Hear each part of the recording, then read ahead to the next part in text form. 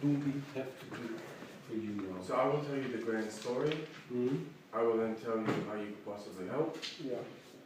So I was a high-level banker in Canada. Worked for Bank of America, Royal Bank of Canada, Bank of Montreal. I raised myself since I was 10, educated in England. Where are you from? No, I'm from a part of the UK that I won't mention. Okay. Because it's part of the, well, it's all of the reason it caused this situation. So, because of the amount of violence that goes on in the UK, racial hate, I just thought, screw this, and I went to Canada. As you can see from my resume, I've worked at a lot of high-profile places, even in Germany. I got a really bad accident in Toronto. I broke my ankle. I tried to take on big companies. They knew I was by myself. I lost hundreds of thousands of dollars. And I'm not showing off like I made all this money. I never took one day holiday. I worked from nothing to project coordinator, to business analyst, to project manager, to senior project manager. And the largest project I was running was $700 million at Bank of America. Then that scenario happened. All my friends in Toronto disappeared. I ended up pretty much on the street. And it was a case of, oh my God, we got this super high level guy. I was captain of all my sport teams, modeling, acting. I did everything myself. And I just got obliterated. So I had the opportunity to come to Germany. I said, look, I'm not coming with much, I'm vulnerable, blah, blah, blah. And I knew it was very critical that I learned German lessons as soon as I got here. So as soon as I got here in Düsseldorf, I went to all the Düsseldorf stay lawyers. I even went to the refugee thing. I said, look, anyone for help, German lessons, and everyone blocked me. No, you're not African, Muslim, you're not this, go away. So I could have quite easily starved on the street there. I then got sent to Würzburg, again, blocked from everything. No social care, blah, blah, blah. And it got to the point of where my first job in Germany, the only reason I survived to that point was I found students, couch surfing, people kind of knew my story a little bit and were trying to help. The problem is anytime I've engaged any German government social, or when I got the first job at Sky Deutschland, my friend took me to Würzburg because he's like, the Würzburg Stadt. He's like, I can't believe you're being treated like this in Germany because Germany's supposed to have this and this and this and this. So what they said was, we're not going to give you any accommodation in Munich to start your job, but we'll give you 600 euros and you got to get to your first pay packet. I said, I can do that. So what happened is I got to Munich, the Stadt of Würzburg turned around and said, no, we're not giving you the money. Why? Just because we don't want to. So I never saw that money. So it was a friend who gave me money. I got started. And unfortunately, when I got to Sky Deutschland, there was mobbing, sexist comments made. My boss was American. The German boss had just moved out, and this American lady had come in, no idea what she was doing. Put a lot of the blame on me because I was new. And in German law, you have to pay AOK within the first 8 weeks, right? They didn't do that. They screwed up the Finance Act code. I didn't get paid. So I went to Munich in a bad situation, and they totally screwed me. Wouldn't give me my laptop to work. So I got an Arbeitshelfen lawyer, and this is where it started to go really badly wrong. Trust me, I'll get your money back. So I sent him, you know when you have snipe of, or you have instant message? I had snipe after snipe after snipe of horrendous emails, pictures, videos, everything. This Christian Krobniker on Victoria Strickelstraße in Munich took all my evidence. I gave him a Bereitschnigung, which basically stated that all his costs were covered for this case. So I had no money anyway. And what he needed from me was my bank statements, where I'm living, all this kind of stuff. So he got everything. Then he said he lost all my information and I had to give it to him again. I said, well, you know, this is not easy for me, right? I'm living in a terrible place. So I went and gave it to him again. I said, I would like to come to the Arbeitsgericht with you. No, that's against German law. Well, I later found out that's not true. I could have gone to the Arbeitsgericht. Oh. Yes, but he point blank said I'm not allowed. On the first stage, he can go without you. On the second stage, when it comes to further verhandeln, was heißt verhandeln? Yes, to actually go through the court case. Yeah. Of course, you can always. No, I was not allowed to go, period. He wouldn't let me go anywhere near the Arbeitsgericht with him. So essentially what it turns out was he was going to the Arbeitsgericht, and I had the BTO and Sky Deutschland's laptop and phone. And when you're in IT, normally when the deal is done, I give back the laptop and they give me my money. He didn't mention the mobbing, he didn't mention the assault, he didn't mention all the things that I'd given him proof of. He took a backhander from Sky Deutschland and BTO, and everything was being done by WhatsApp. That's illegal. So then he sent me an email saying, come and get your 2,500 euros. I'm like, why is it 2,500 euros? It should be way more than that. Come and we'll talk. I went to his office. He said, oh, this 2,500 euros covers all my costs. You get nothing.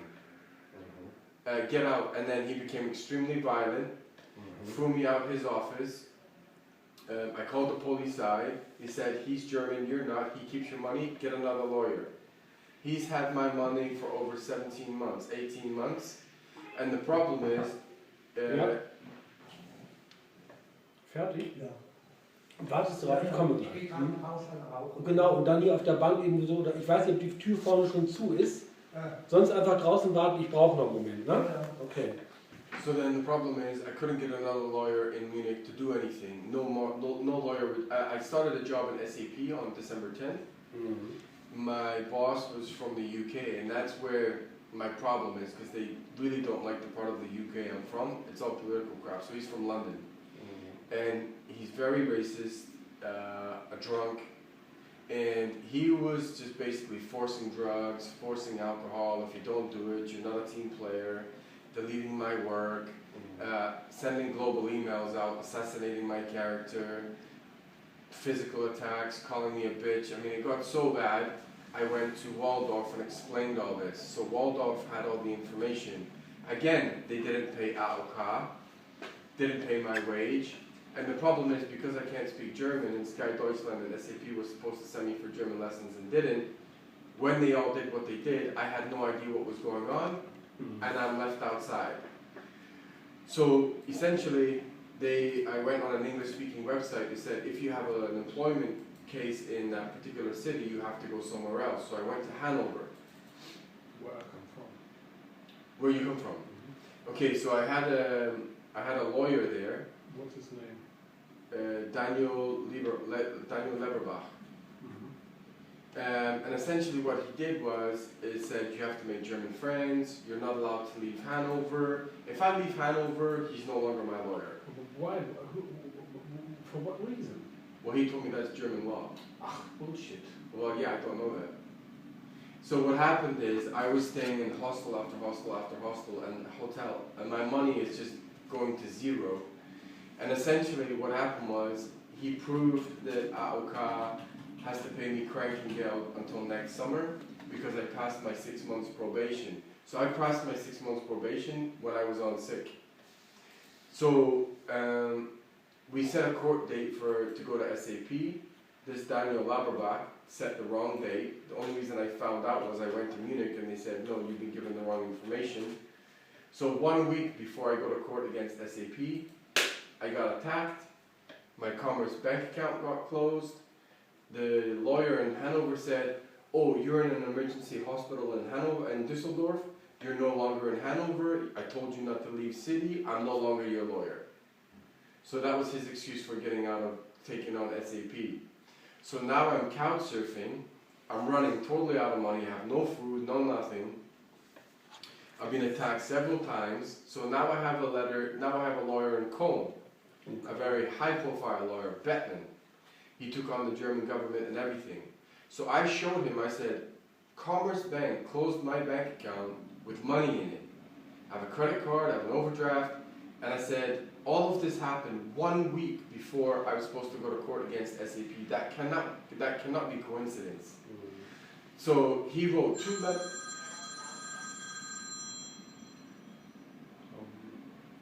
Ja, guten Tag.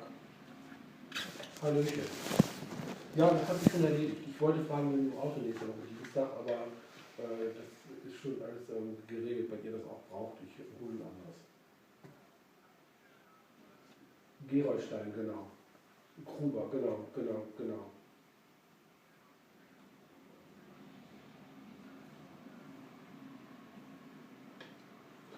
immer mit Elektro. Ja, keine Elektroschwuchtel. So eine Dreckschleuder fahre ich nicht. Nein, also ich kriege ein eigenes Auto. Wahrscheinlich ist es nächste Woche auch schon da, so ein Dacia Logan Kombi da irgendwie von der Müllabfuhr, so ein Dienstwagen, den die so ausmustern. Aber dann haben wir hier erstmal, dann ist das auch ein bisschen einfach. Dann können wir mal mit dem Auto fahren und so weiter. Das ist alles ein bisschen easier dann. Okay, ich habe hier gerade noch Kunden. Bis dann, ja? Tschüss. Ja, alles klar, danke, tschüss. So the lawyer in Hanover got paid from the state, and right when I needed him, you're in a hospital in another city, I told you if you leave Hanover, and that's what he did to me. So then I get to Düsseldorf. So I've gone to Hanover, they won't give me anything because they're like, well, you're not from Hanover, you get no food, no water, no accommodation, so I have to pay everything myself.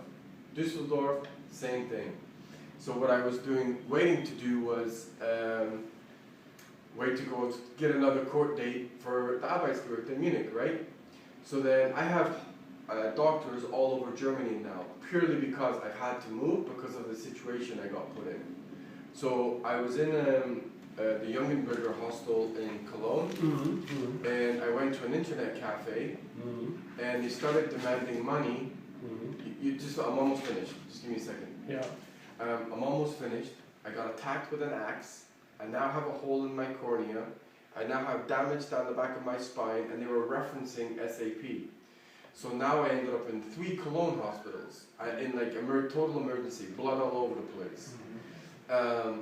I've had my clothes stolen 200 times, suits, jackets, shoes. It's almost everything to make me look homeless. So what happened is I'm now down to nothing. I've gone a week at a time without food or water, being spat at, people think I'm homeless. And I ended up in Trier purely because of couch surfing. Then I met Matt Herzog, who happens to be a social worker. So he started to try and do some investigation, try and get me going, blah, blah, blah. He has a spare room in his house, and I was staying there for a while, but his girlfriend doesn't like me. So she's like, he's got to get out. So then I ended up under buses, under shelters. But what he did do he did take me a couple of times to the Arbeitsgericht where I got Berechne guns.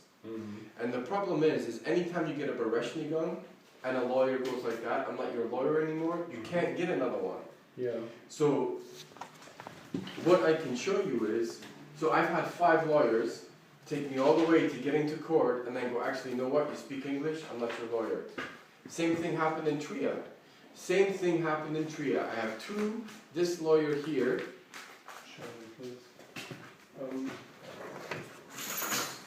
You know what it is the case of, sir?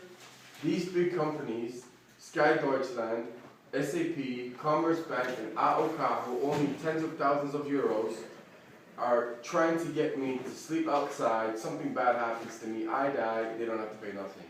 It's now become that brutal. And the thing is, this Trier lawyer, I took German people in there with me, so for 3 months he knew I didn't speak English. He proved that lawyer in Munich is lying and has all my money. Just before we go to the Arbeitsgericht, oh, you speak English, I'm not your lawyer anymore. And just drop me. And I will die if this does not stop. That sounds very weird. Well, it's happened in every city now, sir. If you actually contact the trade union, they proved it because they called the people themselves and they verified it. So if you call Mikel in the Trier trade union, they verified everything I've just said because they went through it all yesterday. And for me to even be in this situation, I worked my ass off not to be like this, but they are breaking the law. All over the place. The question is, how can I be helpful to you? One last thing I would say, just read that from a German perspective. You cannot close a bank account anywhere in the world without notice, with money in it.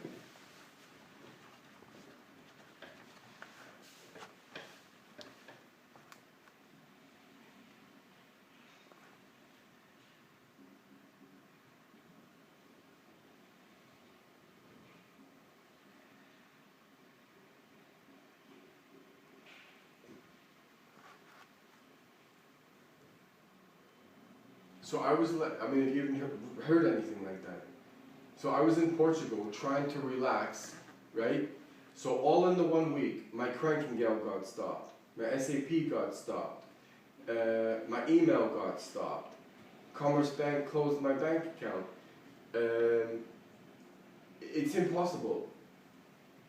They did it totally on purpose, so I am stranded in another country. The only reason I got back from Portugal, Have you heard from the lawyer anymore? he basically said, oh, you speak English? Now I'm not your lawyer. I've gone through 5 or 6 of these, all in different cities, and it's the same thing.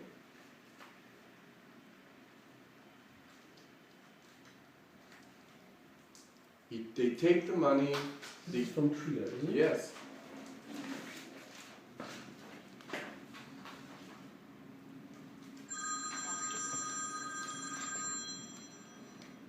Ja. Ja, Fohlen. Nee, eben nicht. Fohlen war das. Ich brauche noch einen Moment. Ich brauche hier noch einen Moment. Ich fahre Sie da gleich hin, aber ich muss das auch noch einen Moment. Okay? Alles klar? Jo.